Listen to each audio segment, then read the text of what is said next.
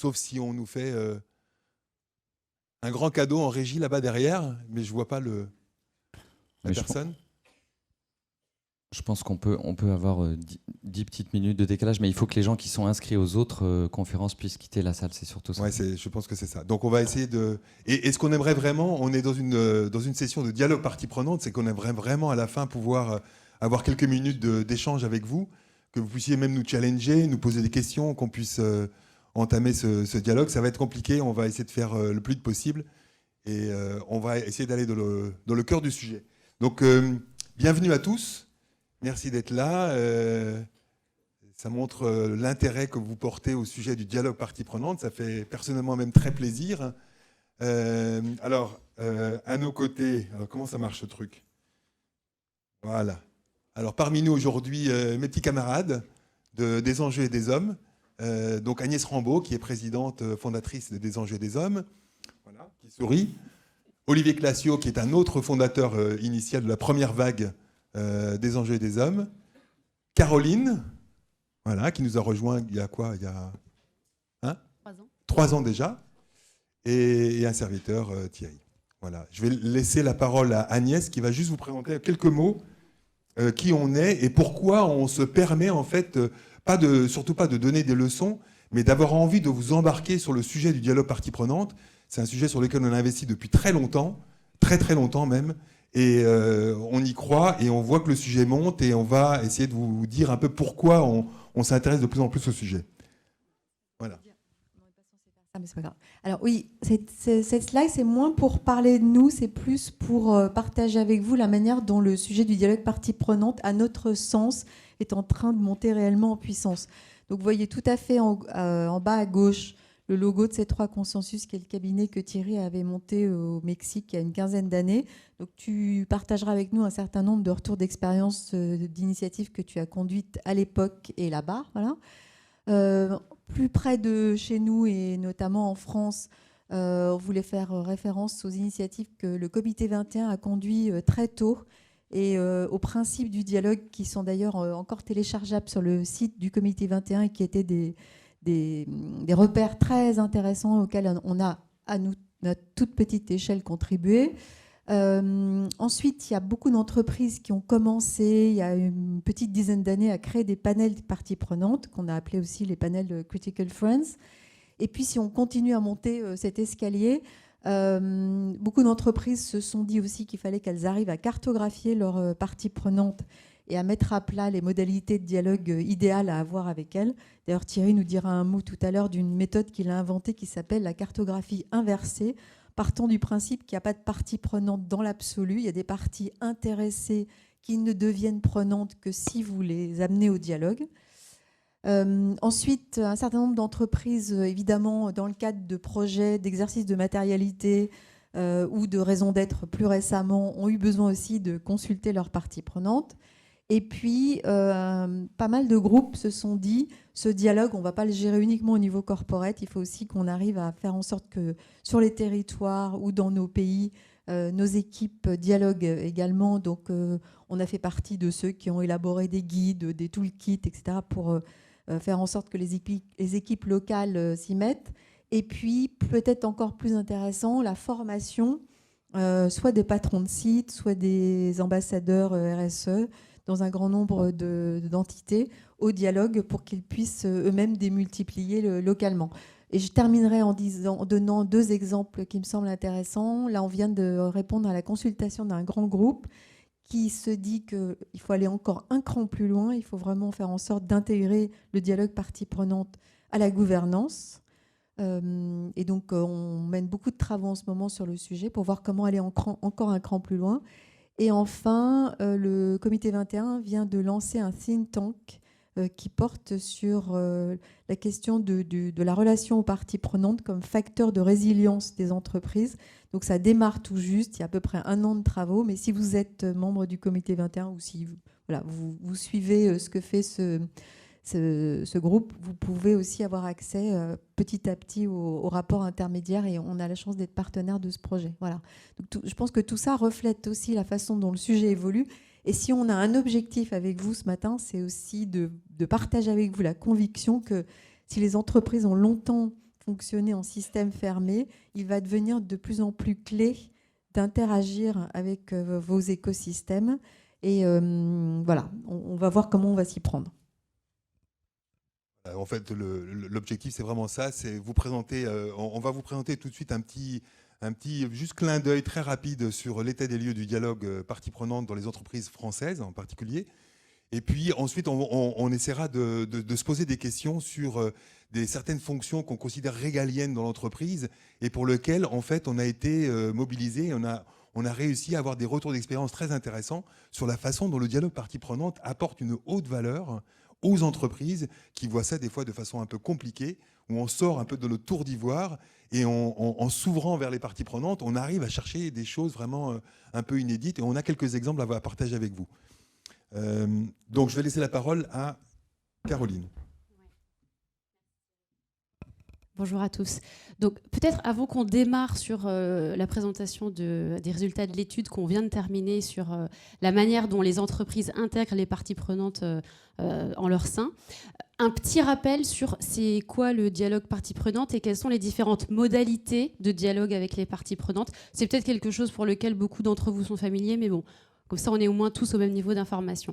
Donc, il y a différentes manières de dialoguer avec ces parties prenantes. Pour une partie prenante donnée aussi, je peux décider d'utiliser telle modalité plutôt qu'une autre. Sur un projet, telle modalité plutôt qu'une autre. C'est variable. Il faut regarder ce qui est le plus pertinent. Et globalement, on a 5 niveaux. Alors, forcément, on peut aller vers quelque chose de plus fin, mais il y a 5 grands niveaux qu'on peut retenir.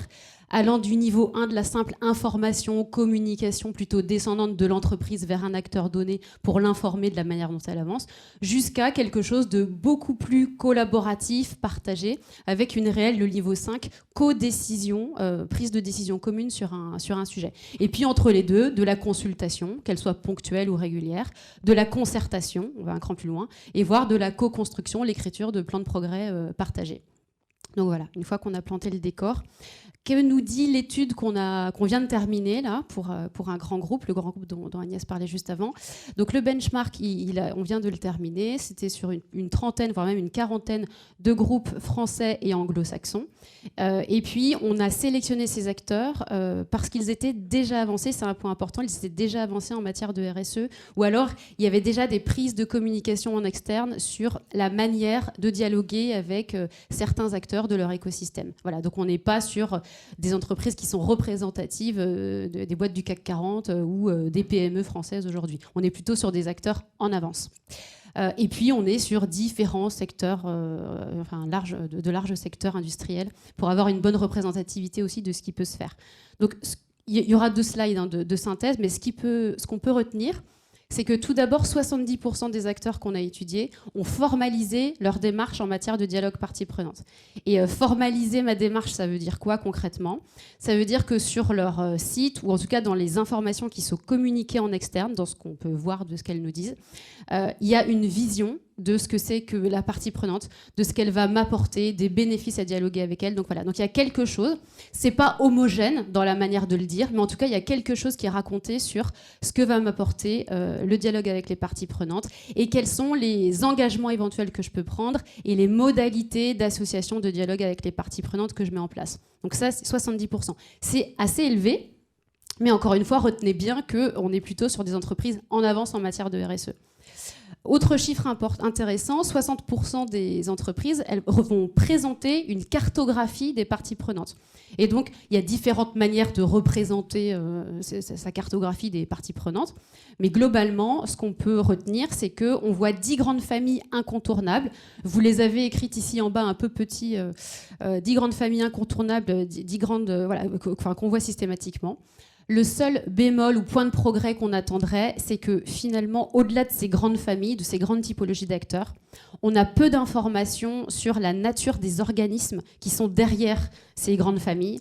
Et on a peu d'informations, forcément, vous vous en doutez, sur la diversité des profils. Et cette diversité, elle questionne, en tout cas, elle nous questionne, nous, parce qu'on se dit, est-ce qu'on entend bien tous les points de vue pour traiter correctement un thème particulier ? Voilà. Donc ça, information quand même, c'est bien 60%, mais peut mieux faire sur concrètement qui sont les gens derrière et qu'est-ce qu'ils amènent comme information. 36% des acteurs communiquent sur l'existence d'un comité de parties prenantes. Je pense que c'est quelque chose que vous connaissez. Donc ça, c'est plutôt un bon point. On est sur plus d'un tiers. Par contre, un chiffre important, 8% des acteurs précisent leur objectif en matière de dialogue parties prenantes. Donc certes, j'ai formalisé quelque chose. Pour la plupart des entreprises, c'est le 70%. Mais par contre, quand il s'agit de m'engager concrètement via des indicateurs quanti ou qualitatifs à moyen terme, là, on peut mieux faire. Et puis enfin, 3%, c'est le chiffre le plus bas des entreprises, déclarent rendre compte au conseil d'administration des réflexions qui émanent du comité des parties prenantes. On n'a peut-être pas dit qu'il y avait un système de chat pour mettre ses commentaires. Si vous allez sur le site de ProDurable et que vous sélectionnez la conférence d'aujourd'hui, vous avez la possibilité de nous laisser des commentaires si vous avez des questions ou des remarques. N'hésitez pas à le faire et on les prendra à la fin. Donc en synthèse, la maturité des entreprises, elle est plutôt moyenne quand il s'agit de dialoguer avec ses parties prenantes aujourd'hui, avec les entreprises avancées. Ce qu'on peut voir, c'est que la prise en compte des résultats du dialogue dans les projets stratégiques de l'entreprise ne sont pas suffisamment rendus visibles. On voit également qu'au-delà du comité des parties prenantes, on ne nous parle pas de la manière dont la gouvernance de l'entreprise, elle va dialoguer, mais de manière régulière avec un certain nombre d'acteurs. Donc ça, c'est un vrai point de progrès. On reste quand même sur quelque chose de plutôt fermé, en tout cas dans ce qui est communiqué à l'externe. Et finalement, la finalité du dialogue, telle qu'elle nous apparaît, c'est que c'est plutôt un moyen de partager des points de vue. On est plutôt sur un exercice de consultation et pas véritablement la volonté de se mettre à côté. Voilà, on est plutôt sur quelque chose de face à face et je prends ton point de vue, plutôt que de se mettre à côté autour de la table pour voir là où on peut aller ensemble. Donc ça, et donc c'est pour ça, c'est partant de ce constat-là qu'on s'est dit que ce serait intéressant, et je vais te repasser le micro Thierry, de mettre en avant maintenant le fait que c'est crucial d'aller vers davantage de projets de co-construction et de co-engagement entre les entreprises et les parties prenantes. Merci beaucoup. Donc en fait, on le voit. Moi, j'aurais aimé être là il y a quelques années quand un jour une partie prenante a susurré à l'oreille du capitalisme ou du monde économique en lui disant « Tiens, au fait, est-ce qu'on est sûr finalement que les entreprises appartiennent vraiment uniquement aux actionnaires ?» Et le jour où ça s'est passé et que la personne a répondu, ne s'est pas insurgée et a dit « Ok, je vous écoute », on est rentré dans quelque chose de nouveau. Il y a vraiment un côté révolutionnaire là-dedans. C'est ça qui a donné lieu en fait à toutes les politiques sur le développement durable, puis la RSE, etc. Et on arrive aujourd'hui à des systèmes où on est finalement au niveau réglementaire extrêmement doté. On avance à grands pas sur le sujet. Ce qu'on voudrait vous dire là-dedans, c'est que le dialogue partie prenante, en fait, globalement, on commence à s'y intéresser, on commence à le déployer, mais il y a une question de posture qu'on n'a pas encore réussi à résoudre, en tout cas dans les entreprises françaises, c'est qu'on fait du dialogue partie prenante pour les parties prenantes, pour satisfaire des parties prenantes. Et ce qu'on n'a pas compris, c'est qu'à un moment donné, on est de plus en plus contraint par un système, encore une fois réglementaire, les lois Pacte, le devoir de vigilance, on est responsable sur toute la chaîne de valeur, vous vous rendez compte ce que ça implique pour une entreprise. Et on ne se rend pas compte que si on faisait avec les parties prenantes, eh bien, on résoudrait beaucoup de choses. On aurait des alliés. On l'a vu pendant la crise aussi du Covid. Les entreprises qui sont vraiment avancées sur le sujet de la RSE et du dialogue partie prenante sont plus résilientes. Et ce sont des faits économiques qui sont déterminés. Donc ce qu'on va faire, c'est que par la suite, on va surtout montrer qu'effectivement, le dialogue partie prenante, ça sert à faire savoir, à impliquer, à faire remonter des informations de la part des parties prenantes, pourquoi pas via des démarches de co-construction. Ça, on le fait déjà depuis longtemps, mais ce qui est vraiment nouveau, là où on commence à avoir des demandes des entreprises, c'est de dire qu'est-ce qu'on peut faire pour impliquer les parties prenantes dans la partie d'après. Et ça, c'est nouveau. Ça, c'est quelque chose de vraiment nouveau, et on a quelques petits retours d'expérience là-dessus qu'on voudrait partager avec vous. Alors, je fais vite évidemment. On a pris des sujets qui sont en fait des demandes des entreprises qui nous contactent et qui réfléchissent par exemple à leur stratégie RSE et qui disent bon, bah, la stratégie c'est quand même une histoire de COMEX, c'est quand même de grands visionnaires qui sont là, qui réfléchissent aux grands problèmes, etc. Donc c'est quand même nous qui allons le faire. Est-ce que c'est vraiment stratégie d'ailleurs RSE ou raison d'être? Est-ce que c'est vraiment seulement une affaire interne? On a été approchés par SNCF Group, qui nous a demandé justement de les aider à mettre à plat leur stratégie. Et on leur a proposé un système dans lequel on allait partir non pas de parties prenantes, mais on a dit finalement les parties prenantes, même nous, on ne sait pas ce que c'est. Nous, on sait que vous avez plein de parties intéressées, ça c'est clair. Elles sont parfois engagées, parfois non. Donc on ne sait pas lesquelles sont vraiment prenantes. Mais est-ce que cet exercice-là de stratégie, ce ne serait pas justement l'occasion d'avoir un feedback sur ce qu'est votre vraie cartographie de parties prenantes, et donc de définir des enjeux avec eux. Ils nous ont laissé carte blanche, mais vous imaginez bien que SNCF, c'est un groupe qui est un grand groupe avec plein d'enjeux. Donc il y en avait une quarantaine. Comment vous arrivez à mobiliser des parties prenantes, en particulier externes, sur 40 enjeux? Et donc ce qu'on a fait, c'est qu'en amont, on a co-construit un dispositif qui raconte une histoire. On a pris les 40 enjeux, on les a séquencés, comme on appelle ça, pour raconter une histoire, un storytelling, qui est en fait l'histoire initiale de l'engagement tel qu'il sort de l'interne de SNCF Group. Et c'est cette histoire-là qu'on a proposée à l'ensemble des parties prenantes, tant internes qu'externes. Et le résultat était quand même assez intéressant, puisque SNCF ne s'attendait pas du tout à avoir un retour important, en tout cas, de parties prenantes externes. Et pourtant, plus de la moitié des réponses sur les 9000 étaient des parties prenantes externes. Comme quoi, c'était quand même intéressant. On a réussi surtout, en mobilisant très large, non pas à sortir une cartographie des enjeux matériels de l'entreprise, mais je crois qu'on avait plus de 60 matrices à l'époque. Donc, des matrices de matérialité qui sont spécifiques à chacune des typologies de parties prenantes. Donc, si vous êtes dans la salle, vous êtes peut-être intéressé sur le sujet NSNCF, mais peut-être certains d'entre vous sont sur le sujet de la biodiversité, de l'emploi, de l'économie. On ne va pas vous mobiliser sur tous les sujets. Donc, il y a effectivement un intérêt à avoir non pas une cartographie de la matérialité, mais des matérialités. Voilà, un autre sujet. Une autre question, et pardon, je fais un peu vite. Le diagnostic. On parle toujours de diagnostic, d'audit, pourquoi pas un due diligence. Est-ce que c'est simplement une affaire d'ingénieur ou d'expert? Du coup, je laisse la parole à Olivier. Oui. Voilà. Merci Thierry. Alors, on a essayé de prendre un exemple concret. Là, on est dans une entreprise qui est basée en Côte d'Ivoire, donc sur le continent africain. Elle est présente dans 6 pays. Elle a 11 sites qui sont répartis dans ces différents territoires. Et en fait, comme Thierry l'a dit, la question qu'on s'est posée, c'est comment est-ce qu'on peut dépasser un exercice de consultation classique pour à la fois aboutir à un livrable, mais que le second bénéfice, c'est qu'on embarque les parties prenantes dans le processus. Et qu'à la fin, on n'est plus les mêmes équipes, on n'est plus les mêmes managers. Donc, cette entreprise, en fait, elle était confrontée à de très nombreux enjeux et elle avait une difficulté à tout mettre bout à bout. Il fallait l'aider à prioriser et puis il fallait aussi l'aider à remotiver ses managers et ses équipes. Donc, avec Thierry, on leur a proposé de faire de l'exercice de matérialité une opportunité d'embarquer les équipes internes. Et une des choses qu'on a faites, c'est qu'on est allé sur le terrain, et on va prendre juste un exemple, on a fait ça de différentes manières, mais là on vous montre un exemple. On va dans un site et on fait 3 ateliers successifs. D'ailleurs, on a fait ces 3 ateliers dans 3 sites différents qui étaient des représentants des 3 grands métiers, des 3 grandes business units de l'entreprise. Quand on arrive la première fois, Thierry parlait de sa tour d'ivoire, avec notre liste d'enjeux qu'on a construit avec les référentiels internationaux et sectoriels, voilà, avec notre expertise de consultant. Et c'est ça qu'on va bêta-tester et sur lequel on va faire réagir les équipes locales. Ce qui fait que la deuxième version des éléments sur lesquels on allait faire réagir plus largement les parties prenantes ensuite a été améliorée. Elle a été améliorée parce qu'on a testé la compréhension. Est-ce que les gens comprennent de quoi on parle? Le wording, est-ce que les mots qu'on utilise pour évoquer ces enjeux, c'est les mots que eux utilisent? Et on a fait ça avec des parties prenantes internes, donc des managers et des salariés, mais on a même eu la chance de pouvoir le faire avec les communautés locales, des représentants des parties prenantes locales autour des sites.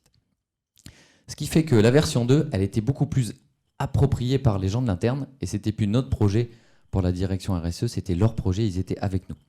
La troisième chose qu'on a faite, c'est que quand on est arrivé au 3e site, on s'est dit, nous, on aimerait toucher largement les parties prenantes et on voulait associer des entretiens, des questionnaires papier à des outils digitaux.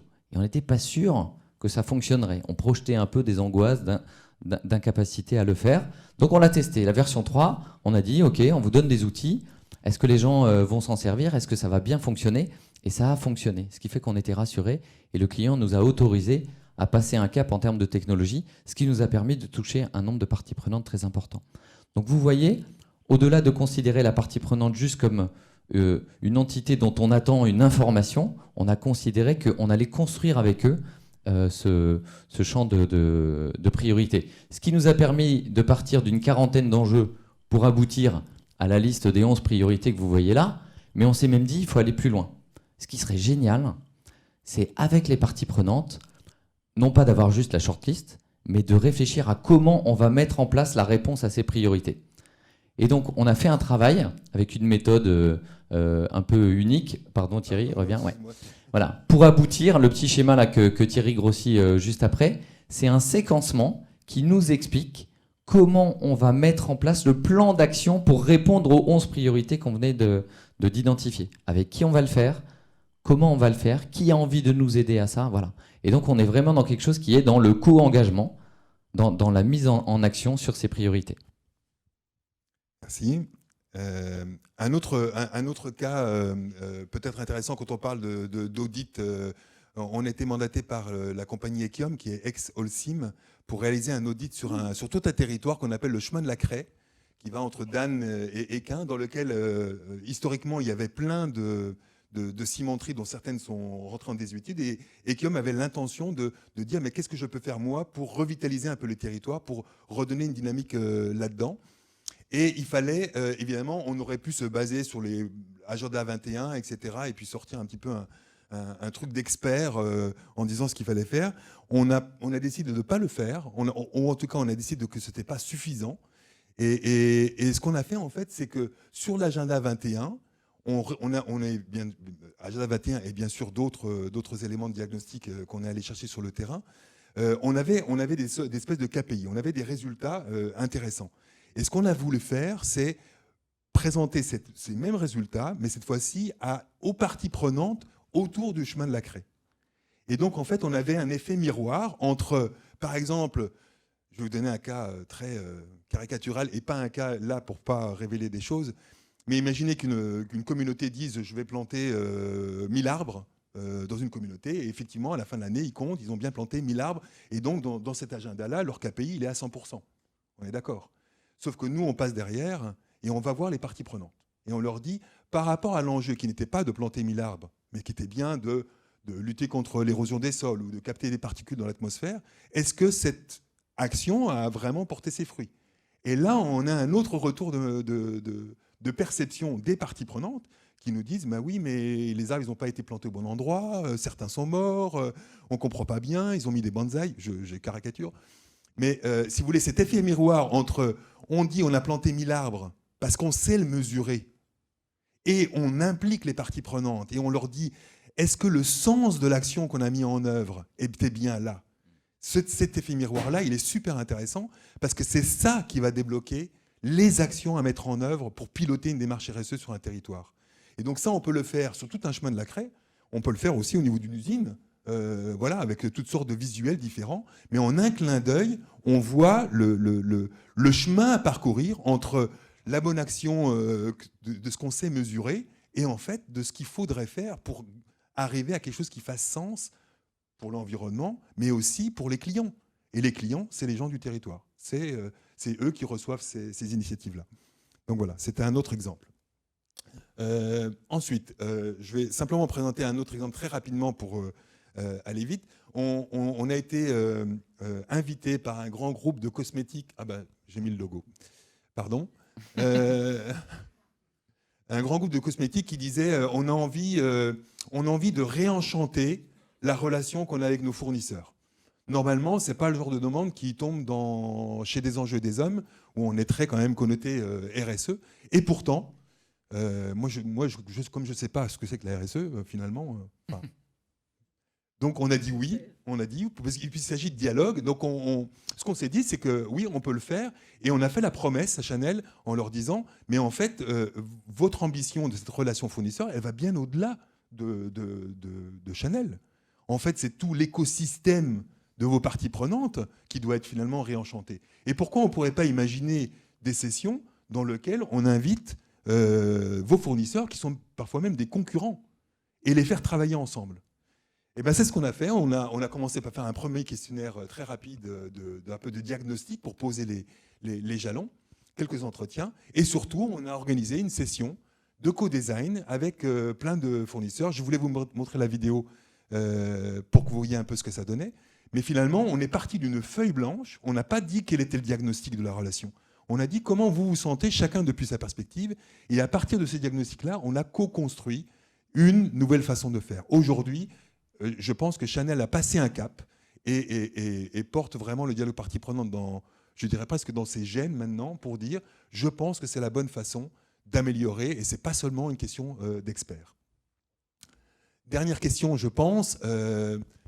Olivier, c'est toi, hein? Oui, tout à fait. Alors, Agnès et Caroline ont bien montré l'évolution des pratiques de dialogue partie prenante. Et donc, ce qui est intéressant aussi, c'est les thèmes. Si je fais très caricatural, au début, le dialogue partie prenante pouvait se résumer à de la gestion de conflits avec des acteurs qui voulaient empêcher l'entreprise d'exercer son activité de la mauvaise manière, ou de la reddition de comptes très, très descendante. Caroline en a parlé.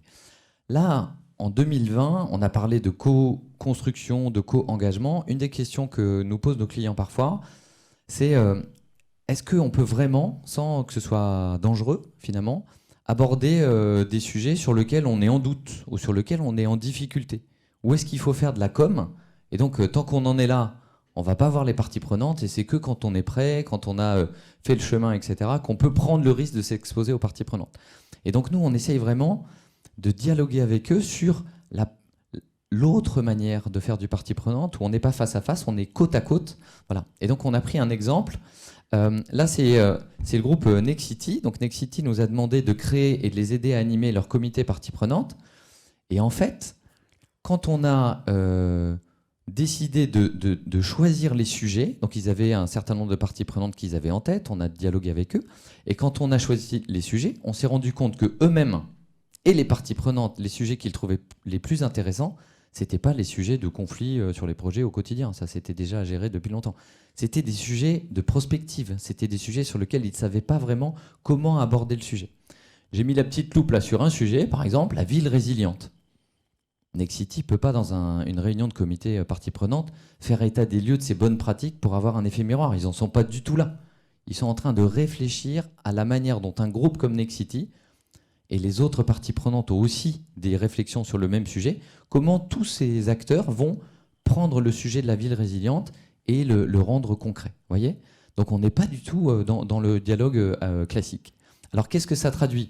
Évidemment, monter un comité Critical Friends ou un comité PP, c'est assez classique. Sauf que là, il y a deux choses que je pointe pour les partager. D'abord, quand vous regardez l'interne, on est loin du COMEX, puisqu'il y a un certain nombre de managers qui sont associés à nos réunions. Là, il y en a 13, mais en fait, dans les faits, ce n'est pas toujours les mêmes. Et donc, en fait, on invite des managers, des gens du terrain, à participer à ces réunions.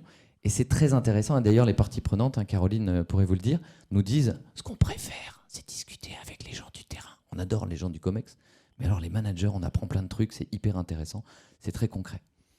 Donc, là aussi, en interne, on embarque les gens. Et la deuxième chose qu'on a compris et qu'on fait maintenant systématiquement, c'est que préparer les gens à la bonne posture de dialogue, ce n'est pas intuitif. Honnêtement, dans cette entreprise-là, les gens sont plutôt en posture commerciale ou de défense. Et donc, on a dû un peu les déformer en leur disant, c'est quoi le dialogue partie prenante? Pourquoi votre entreprise veut y aller? Et donc, qu'est-ce que ça veut dire que d'être en dialogue? Ce n'est pas le mode de relation classique. Et les gens nous ont dit que c'était vraiment hyper intéressant, qu'on ne les avait jamais éclairés là-dessus, jamais formés. Et finalement, on a des très bons retours. On a des parties prenantes qui appartiennent à plusieurs comités qui nous disent vraiment, dans ce cas-là, c'est très innovant, c'est très différent de ce qu'on voit par ailleurs. Voilà. Et donc, ce comité continue à intéresser les gens. Ça fait déjà 2 ans qu'on l'anime et on a peu de volonté de le quitter. Voilà. Donc, c'est aussi pour vous montrer un dernier exemple de co-construction, mais aussi d'intéressement des parties prenantes aux actions qu'on peut mettre en place par la suite. On pourrait prendre les questions. Est-ce que vous avez des questions? Ouais, et peut-être avant d'accord. que tu donnes la Ah oui, parole à la c'est salle, on a une personne qui nous a posé une question sur le fil. Avez-vous des exemples d'objectifs ou d'indicateurs en termes de dialogue partie prenante? Je pense que j'ai du mal à répondre à ça. C'est vrai qu'on est... je vais répondre un petit peu par une tangente, et vous m'en excuserez, mais c'est aussi lié à un parti pris qu'on a sur le dialogue partie prenante. Par exemple, nous, on ne parle pas, encore une fois, de partie prenante, on parle de parties intéressées qu'on essaie d'embarquer pour devenir vraiment prenante sur les différents sujets. Donc en fait, quand on parle de KPI, c'est ça, c'était KPI finalement sur notre capacité à dialoguer. C'était en fait tout le sujet de la petite innovation qu'on a fait sur la cartographie inversée. C'était de dire aujourd'hui la cartographie des parties prenantes, c'est un outil en 2D qui permet de répertorier comme un espèce de bottin téléphonique l'ensemble des parties supposément prenantes, et puis de dire, associer à chacune d'entre elles si on peut une modalité de dialogue. Nous, on s'est dit qu'en fait, ça ne sert à rien, parce que dans la pratique, c'est plutôt dans la pratique des projets que je me suis rendu compte qu'en fait, il y avait plein de parties prenantes que j'attendais au tournant et qui étaient censées se mobiliser et s'engager à nos côtés pour discuter, qui n'étaient jamais là, qui ne venaient pas, et d'autres qu'on n'avait pas du tout eu dans le radar, qui tout d'un coup apparaissaient et des fois apportaient quelque chose de vraiment nouveau. Et puis ensuite, quand on a commencé à aborder des sujets qui étaient par exemple financés par la Banque mondiale, des sujets de territoire avec plein de parties prenantes, ces gens-là, ils nous disaient, mais comment vous allez donner le KPI de votre capacité, de la qualité de votre boulot? Et ce qu'on voyait dans la littérature et chez nos confrères, partout, c'était de dire, ah ben, c'est pas compliqué, moi j'ai fait 25 ateliers d'information. Et donc, j'ai fait mon boulot. Moi, je dis que non. Pour moi, ça ne veut absolument rien dire. On peut en faire 50 et ça ne sert absolument à rien.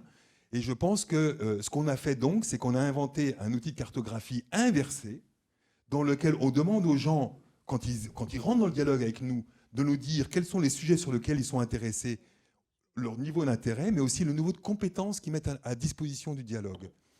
Et en fait, on les embarque dans le dialogue et au fur et à mesure, de façon autonome, donc ce n'est pas nous qui le faisons, c'est eux-mêmes qui vont mettre à jour cette pondération entre l'intérêt et la compétence sur les différents sujets. Eh ben, c'est cette cartographie inversée. Lorsqu'on arrive à faire passer les gens d'un intérêt moyen, d'un niveau de compétence moyen, et qu'eux-mêmes nous montrent qu'on évolue dans le projet vers des gens de plus en plus intéressés et de plus en plus engagés, je pense que c'est une façon très objective d'un KPI qui démontre la qualité du dialogue partie prenante. Ouais, complètement. Et peut-être en complément, quand on a fait cette étude là, que je vous présentais brièvement les résultats tout à l'heure, pour les rares entreprises qui définissent des objectifs et donc des indicateurs associés, c'est uniquement des indicateurs qui portent sur le déploiement. Donc, pourcentage de sites ayant fait leur cartographie de partie prenante, ayant formalisé leur démarche, ayant écrit une feuille de route partie prenante. Voilà, donc c'est de cet ordre-là. Donc c'est bien, puisque ça atteste qu'il y a quelque chose qui se met en place et qui bouge sur le terrain. Mais par contre, qu'est-ce que ça traduit en termes d'efficacité du dialogue? Voilà, ça, on n'a pas ces informations-là. En tout cas, dans les entreprises avancées et qu'on a scruté, qu'on a analysé dans le détail, on n'a pas vu ça. Et donc, on avance dans nos réflexions avec notre client. Et ce qu'on se dit, c'est qu'un indicateur peut-être qui serait intéressant, ce serait de questionner les parties prenantes qui sont associées localement au dialogue, à des co-constructions de projets, sur leur satisfaction, tout simplement. Est-ce que j'ai l'impression d'avoir été écoutée? Est-ce que les sujets sur lesquels on a réfléchi ensemble, concrètement, je vois des transformations dans mon quotidien, dans mes interactions avec l'entreprise. Voilà. Donc ce serait d'aller beaucoup plus sur des indicateurs et des objectifs qualitatifs qui attestent de la qualité et de l'efficacité du dialogue. Et Olivier, je crois que tu voulais compléter. Oui, et donc je voulais évoquer une modalité sur le terrain qui est vraiment cohérente avec ce que tu viens de dire, Caroline. Peut-être au niveau comité partie prenante, souvent, en fait, on pourrait se dire que c'est l'entreprise qui est cliente et donc c'est elle qui doit fixer des objectifs. En fait, nous, la posture à laquelle on arrive, c'est une posture où les dirigeants de l'entreprise acceptent dans un temps donné, dans un cadre donné, d'être à l'égalité, en fait, en alter ego avec les parties prenantes. Donc les parties prenantes ont aussi des attentes. Ils ont aussi des critères de qualité de notre travail. Je vous donne 2 exemples, comme ça on est dans un champ différent. Avec Caroline, dans les comités de parties prenantes sur lesquels on travaille, il y a une exigence entre deux réunions, que l'entreprise ait pris en compte les préconisations, les questions des parties prenantes et qu'il se passe quelque chose en intersession. Ce qui fait qu'au comité d'après, avant de traiter le sujet du jour, on fait « qu'est-ce qui s'est passé chez vous depuis qu'on s'est parlé ?» Et donc, il y a une obligation d'aller dans l'entreprise avec les métiers, travailler pour ensuite dire vous nous avez demandé de travailler tel sujet, voilà ce qu'on a fait. Et donc, on n'est pas dans un dialogue où je prends et puis après, il ne se passe rien. Et la deuxième chose, c'est que notamment l'entreprise dont on parlait tout à l'heure, elle s'est engagée, chaque 2 réunions, à faire une remontée au conseil d'administration, formalisée, dont les parties prenantes du comité ont le compte-rendu sur ce thème-là. Et donc, on est bien dans le fait que les dirigeants de l'entreprise au plus haut niveau prennent en compte ce qui est fait. Sinon, les gens de qualité ne viennent pas, ça ne les intéresse pas. Ils sont hyper sollicités et donc ils considèrent qu'ils vont perdre leur temps à assister à votre comité partie prenante. Donc on passe vraiment de quelque chose qui était un peu le critical friend historique à quelque chose de beaucoup plus pensé comme de la co-construction. Il y a d'autres questions? Non, j'ai pas d'autres questions sur le film, mais je vois qu'il y a des mains qui se lèvent dans la salle. Alors, on va faire l'écrivain public. Je vais vous tendre le micro et vous allez parler dans le micro, mais je le garde parce que j'ai pas le droit de vous le donner. Pardon, oui, excusez-moi. Donc ma question est simple, c'est comment on gère les anti dans un dialogue partie prenante, anti-élevage, anti-ondes, anti-nucléaire, que sais-je. Comment est-ce qu'on dialogue avec ces gens-là? Très intéressant. 2-3 questions, comme ça on répond à toutes. Oui. Bonjour, Caroline Bataillon, Rouge Territoire. Moi, j'aimerais savoir si dans votre étude, vous avez pu identifier un rôle particulier pour les collectivités territoriales en termes de parties prenantes. Personne? Allez, déjà là-dessus. Oui, pardon. Je ne sais pas si on a le temps, Olivier. On est peut déjà essayer. dépassé de 5 minutes. Hein. Avant qu'on nous mette dehors. Ah bon, d'accord. Bonjour, moi je voudrais savoir si vous avez mesuré les effets, donc en termes de chiffres financiers, de ce dialogue avec les parties prenantes. Les 3 questions. Sur les parties prenantes sensibles, je pense que c'est intéressant parce que nous, on a vraiment un parti pris et Thierry, tu compléteras. En fait, moi, quand j'ai rencontré Thierry, il m'a dit si on a la bonne posture, si on a les bons outils, on peut faire entrer des gens qui sont plutôt en posture vindicative. Le piège, alors on n'est vraiment pas du tout d'accord avec les gens qui vous proposent ça, c'est surtout pas de les isoler, c'est surtout pas de les voir en one-to-one, etc. C'est de remettre l'intérêt général au centre. Parce que c'est uniquement comme ça qu'on y arrive, parce que sinon chacun y va de son sujet, puis à la fin l'équation elle est impossible à résoudre. Et donc c'est de poser leur sujet qu'on entend, qu'on comprend, etc., au centre d'un certain nombre d'autres enjeux et de voir comment on peut faire au mieux. Voilà. Mais ça nécessite que cette partie prenante accepte aussi d'être dans une posture différente. Et donc ça peut parfois amener à un choix entre l'expertise technique et la posture. Mais on est complètement capable d'intégrer ce type de profil. Et au contraire, c'est justement en les invitant et en les isolant pas qu'on fait bouger les lignes. Sur l'autre question. Ouais, et peut-être juste en complément, il y a peut-être des fois une peur d'instrumentalisation sur certains acteurs. Nous, on travaille, on a été amené à travailler sur plusieurs projets avec donc, de grosses entreprises ayant des impacts certains et se faisant tacler régulièrement par la presse ou par les médias. On a des ONG hyper virulentes et heureusement qu'elles sont là pour pousser les entreprises à agir plus, qui, contrairement à ce qu'on pourrait penser, travaillent main dans la main avec ces entreprises donc les plus impactantes sans le faire savoir au grand public, puisqu'il ne faut pas que ça nuise à leur image, mais qui travaillent main dans la main. Et donc le rôle de cabinets comme les nôtres, c'est justement de pouvoir être le médiateur et faire se rencontrer les gens, mais les gens de bonne foi qui décident de vraiment avancer et se mettre d'accord sur des objectifs à atteindre à moyen terme. Donc contrairement à ce qu'on peut penser, il y a un vrai travail avec des gens qui sont anti, ou en tout cas qui ont une posture anti médiatiquement, mais qui font ce boulot, parce qu'elles ont des experts en interne qui font ce boulot avec les entreprises et des équipes opérationnelles des entreprises pour faire avancer les choses. Et puis, pour ceux qui étaient dans la salle là, sur le thème de la biodiversité, c'est intéressant de dire que la représentante de cette ONG, elle dit on est obligé de mettre la vie d'humain en danger pour être entendu. Donc la vraie question, c'est comment on leur montre qu'ils sont entendus. Et déjà ça peut assez rapidement changer une posture de conflit à une posture de partage d'expertise pour résoudre un problème. Ouais. Sur la question des collectivités territoriales, alors on a fait le benchmark uniquement pour le moment auprès de... on est un peu juste, je vais faire vite, de grands groupes. Donc on n'a pas encore la vision, en tout cas ce n'est pas ressorti, mais sachez que dans les travaux qu'on mène, Agnès en parlait rapidement avec le comité 21, le comité 21 c'est un réseau qui fédère notamment les entreprises mais aussi beaucoup les acteurs publics sur les territoires. Donc on commence à interviewer des gens et on va faire une étude beaucoup plus globale auprès des acteurs publics et privés. Une réponse, mais peut-être vous vous y attendez, qui est assez évidente, une des premières réponses qu'on a, c'est qu'il y a un lieu, le lieu des agendas 21 notamment localement et donc les concertations qui sont déjà organisés sur les territoires, qu'il faut absolument réinvestir en fait par les acteurs privés. Donc ça c'est une première réponse. Mais je vous invite à bien nous suivre sur les réseaux puisqu'on va publier régulièrement tous les 3-4 mois des informations et des premiers éléments de synthèse sur cette étude qu'on mène avec le comité 21. Donc vous aurez des infos. Et puis je pense qu'on aura une thématique dédiée à ce sujet pour le prochain Plan Durable l'an prochain. Ouais, on est vraiment là dans la dernière minute 30.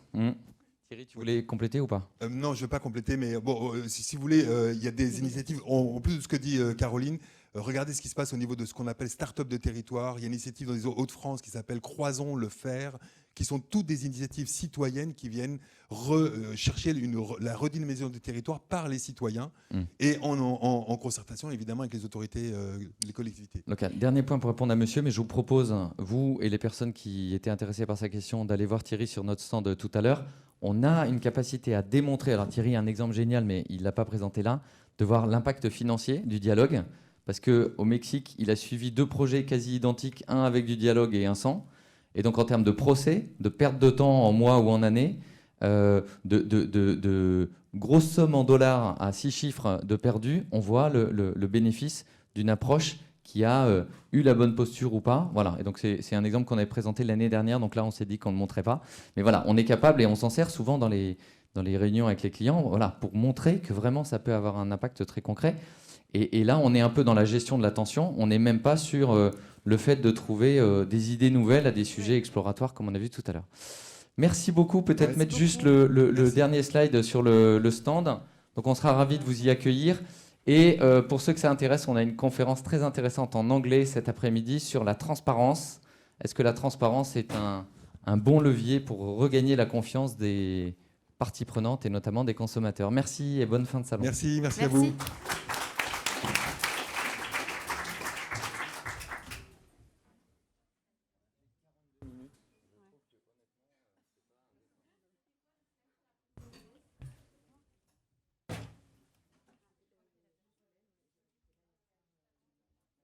Non,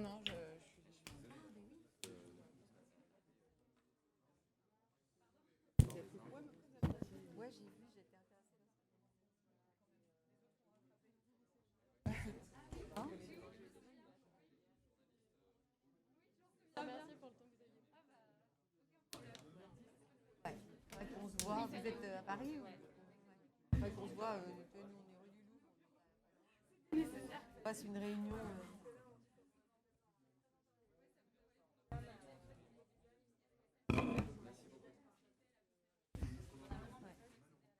En plus,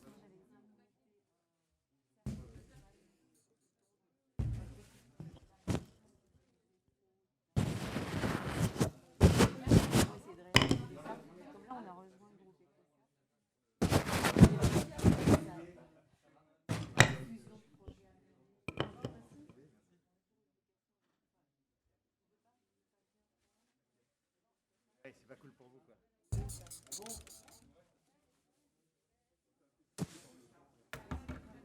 Tu sais comment on se branche pour projeter? Ah,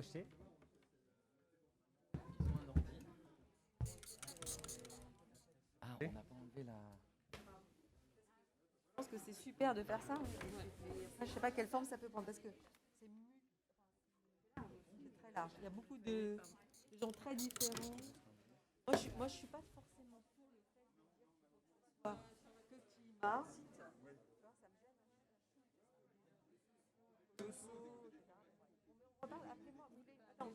Ah bah voilà. Ou alors tu passes sur le stand. excusez-moi, c'est pas quelqu'un sur le câble?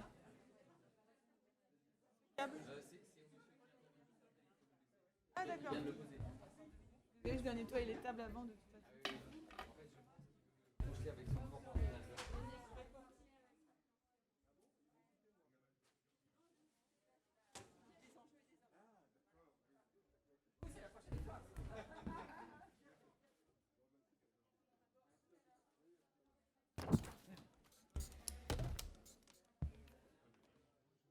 Bonjour. Oui, je suis désolée, non, il n'a pas disparu, je l'ai enlevé parce que je dois nettoyer en fait. Je suis désolée. Et je vais le remettre. J'ai pas eu le temps de nettoyer. C'est juste la salle qui est là-haut derrière. Je vais vous y amener. Je suis désolée. Je suis désolée. Moi, je dois juste nettoyer et puis après, je vais m'occuper de ça.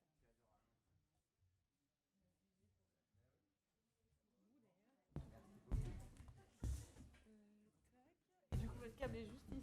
Adorable. Tac, et je vais aller chercher le régisseur. C'est pour C'est pour mettre la presse là-dessus, ouais. À moins qu'on puisse brancher l'ordinateur.